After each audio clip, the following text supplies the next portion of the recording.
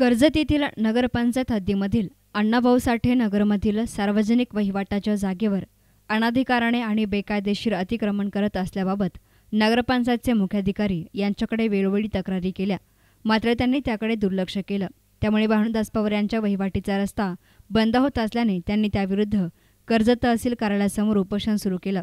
गोपीनाथ पवार यांनी नगरपंचायतचे मुख्याधिकारी यांच्याबरोबर हातमिळवणी करून आर्थिक व्यवहार केल्याची तक्रार या निवेदनाद्वारे करण्यात आली. तर आरपीआय तालुकाध्यक्ष संजय बहिरुमे यांनी उपोषणार्थीस पाठिंबा दिला आणि याबाबत त्यांनी तहसीलदारांशी संपर्क साधण्याचा प्रयत्न केला असता तहसीलदार अरविंद सावंत यांनीच आवाज चढवत पोलिसांचा धाक दाखवून बहिरुमेंसह आपल्याला कार्यालयातून हुसकावून लावल्याचं पवार यांनी म्हटलं आहे. मी उपोषणात बसलो असता तहसीलदार साहेब यांनी आरपीआयचे अध्यक्ष यांनी पाठिंबा देण्यासाठी गेले असता त्यांना उलट तुम्ही काय आमचे वरिष्ठ अधिकारी आहेत का असे म्हणून आम्हाला हुसकून देण्याचा प्रयत्न केला. तसेच पोलीस आणू काय अशी धमकी दिली. तर आपल्या अधिकाराचा गैरवापर करत तहसीलदार यांनीच आपल्याला दमबाजी केल्याची तक्रार बहिरुमे यांनी करत आपली प्रतिक्रिया दिली. काल तहसील ऑफिसमध्ये भानुदास कबीर पवार यांनी उपोषण केले.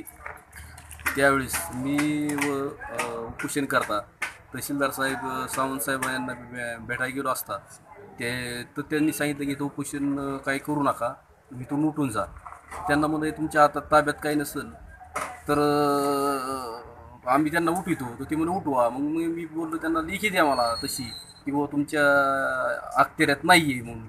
तर त्यावर त्यांनी मला म्हणले की तुम्ही धमकी दिली का, त्याच्यानंतर मला धमकी देता का म्हणून त्यांनी मला पोलिसांना PSIंना फोन केला आणि त्याच्यानंतर त्या उपोषणकर्त्यांनी की बोलला की मी इथंच आत्महत्या करतो. तर त्या उपोषणकर्त्याला बी दमदाटी केली तहसीलदार साहेबांनी.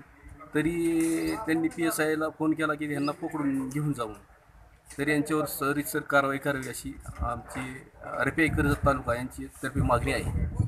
उपोषणार्थींना उपविभागीय अधिकारी रवींद्र ठाकरे यांनी भेट देऊन निवेदन स्वीकारलं होतं.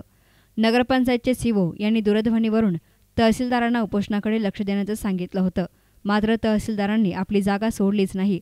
आपल्या कार्यालयामध्ये आलेल्यांना त्यांनी दमदाटी करून त्यांचा अपमान केल्याचा आरोप केला.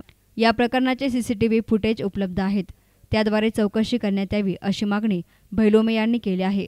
कर्जत येथे कार्यरत असलेले तहसीलदार सावंत यांच्या कार्यपद्धतीमुळे सध्या कर्जत तालुक्यामध्ये अनेक जण नाराज असल्याचं बोललं जात आहे. न्यूज रिपोर्टर आशिष बोरा, एस9 मीडिया, कर्जत.